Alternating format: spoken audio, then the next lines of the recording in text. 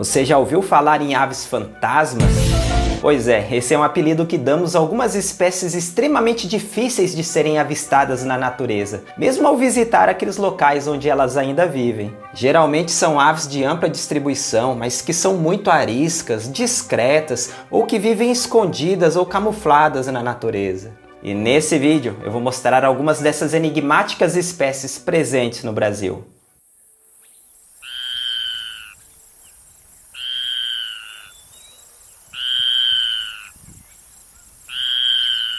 O primeiro fantasma da nossa lista vive principalmente no Cerrado. Trata-se do Maxalalagá.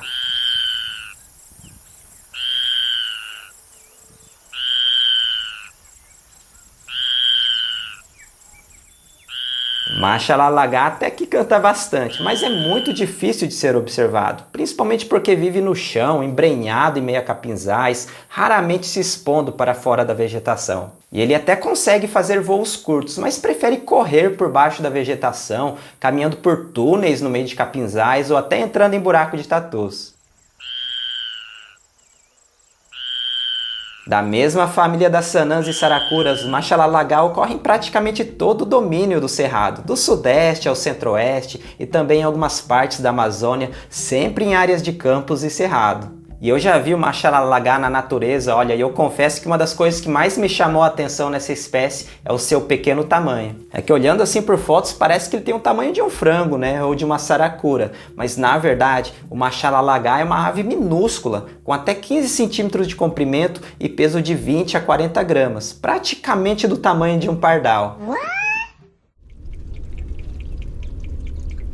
Da mesma família do Maxalalagá, só que ainda mais misterioso, está o pinto d'água carijó, que é tão pequeno quanto o Maxalalagá, só que não sabemos praticamente nada sobre essa espécie, nem mesmo a sua real distribuição. Uma espécie intrigante que é um grande fantasma da nossa avifauna. De aparência escura e olhos vermelhos, essa espécie vive literalmente escondida em banhados, estuários e até em plantações de arroz, onde come sementes e invertebrados. É uma ave que aparentemente é diurna e que até 2015 sua vocalização era desconhecida para a ciência. E a sua vocalização é bem discreta, assim, não chama muita atenção, que pode ser facilmente mascarada por tantos outros sons dos pântanos e banhados.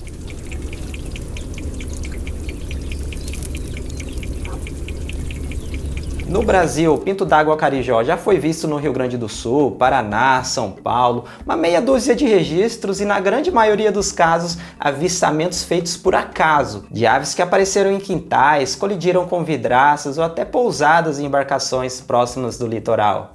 Aliás, foi exatamente a partir de uma aparição repentina no veleiro Beagle, onde entre os passageiros estava nada menos que Charles Darwin, que o pinto d'água carijó foi descrito para a ciência, em 1841. Aparições em locais improváveis que dão a entender que essa ave realiza algum tipo de migração ou mesmo dispersão, como pode ser observado em algumas outras aves da mesma família. A verdade é que tudo que envolve biologia e o comportamento dessa espécie ainda é um grande mistério. E entre as espécies que até poderiam ser confundidas com o pinto d'água carijó está o jovem da saracura carijó, que ainda não tem aquelas famosas pernas vermelhas e o bico amarelo do adulto.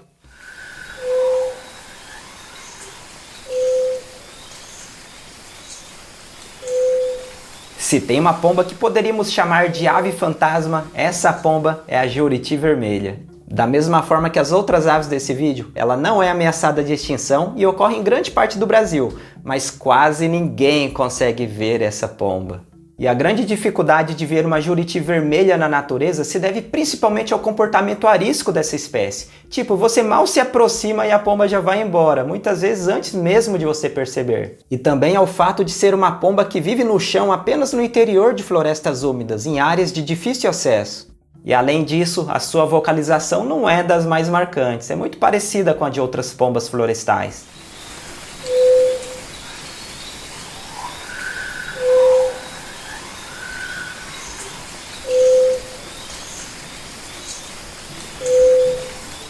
E para quem acha que já viu uma juriti vermelha na natureza, vale lembrar que a pariri, que é do mesmo gênero, e as juritis pupu e a de testa branca são bem parecidas com ela. Então sempre vale a pena ficar atento aos detalhes que distinguem essa espécie das outras, principalmente na coloração do pescoço e cabeça.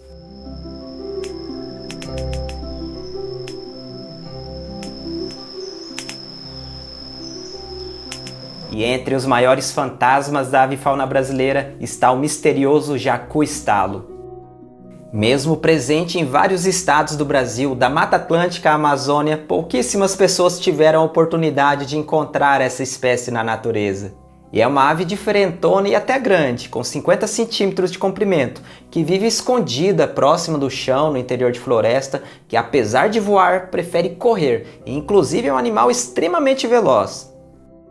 Apesar do nome jacu-estalo, ele não é um parente do jacu. Ele é um cuculide. É um parente do anu, do saci, da alma de gato e até do famoso papaléguas que ocorre na América do Norte. Eu diria que ele é o nosso papaléguas brasileiro.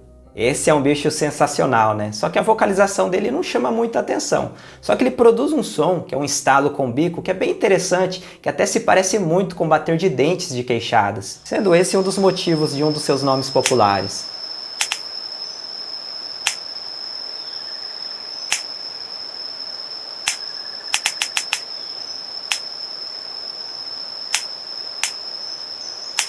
É um verdadeiro fantasma das nossas florestas. E todas essas raras imagens foram cedidas pelo ornitólogo Luiz Moraes, que incrivelmente descobriu o território de alguns indivíduos da espécie no leste do Maranhão. E está conseguindo monitorar e até levar pessoas para ver e fotografar essa espécie.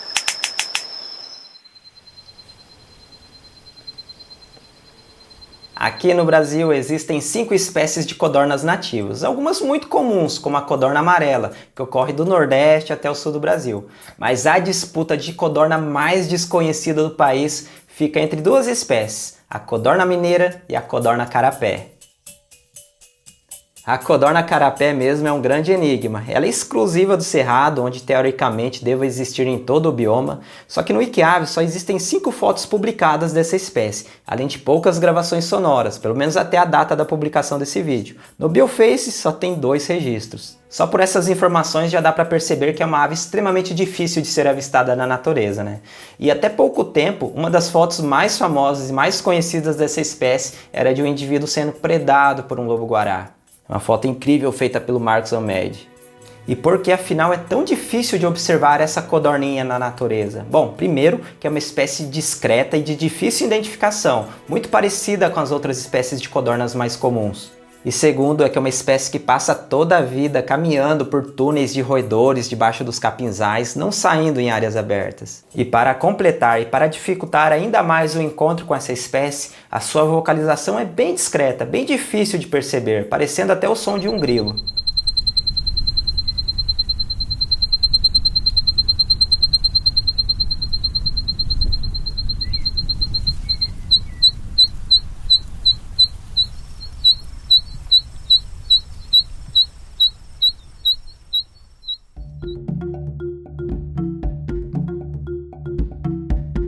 Entre os falcões, um dos fantasmas mais cobiçados por observadores de aves é o Tanatau, um falcão de floresta encontrado por toda a Amazônia e na Mata Atlântica do leste do Brasil.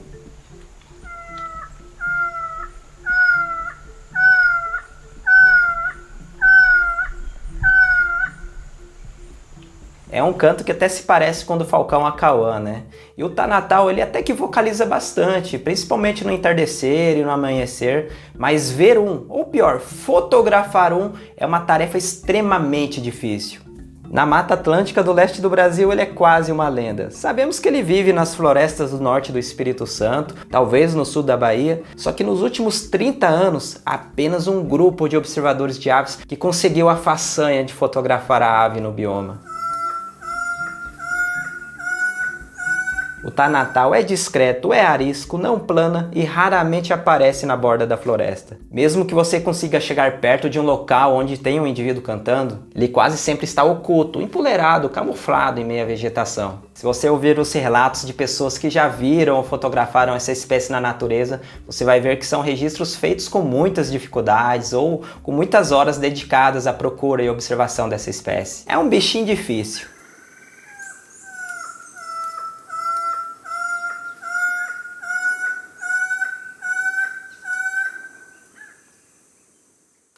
E aí, quer conhecer mais aves fantasmas da fauna brasileira? Ou melhor, espécies extremamente difíceis de serem avistadas na natureza? É só deixar um like e comentar aí embaixo pedindo a parte 2, pois eu te garanto que essa lista é bem extensa. Bom, gente, valeu, obrigado pela audiência de sempre e até o próximo vídeo.